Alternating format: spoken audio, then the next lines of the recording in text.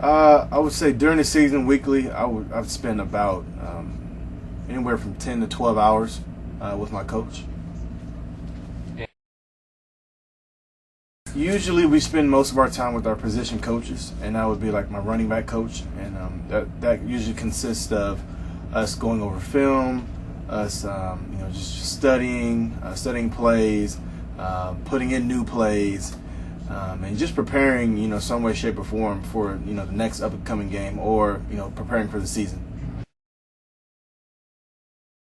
My coach's advice is really important to me. I always try to listen with open ears and keep an open mind, and not take on the mentality that I know everything. Because I always feel like you can never know too much, and there's always room for improvement, always room for learning.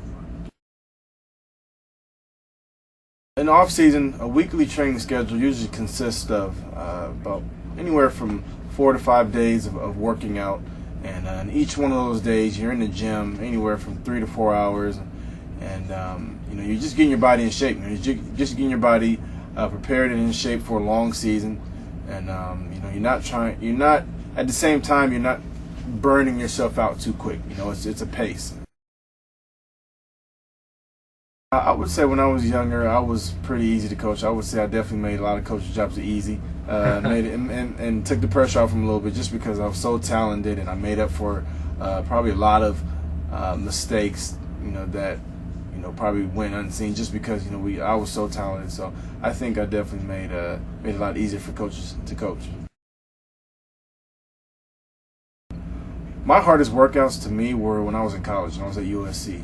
The workouts that we did were really intense, and we were always competing against each other and always pushing each other and striving to just get better and better, and so those were some of the hardest workouts that I had. But they always revolved around the core, the abs, and those are the things that everybody doesn't want to do. Those are things that hurt a lot, though. So I would say revolve around just working out my core muscles. Well, I would say the miCoach helps me because I can put together a workout schedule right there on my phone. It's easy, it's very accessible, and but on top of that, you have it right there in front of you anytime you need it. You can go to it, and that's obviously cell phones are very popular nowadays, and it's almost like you can't live without one.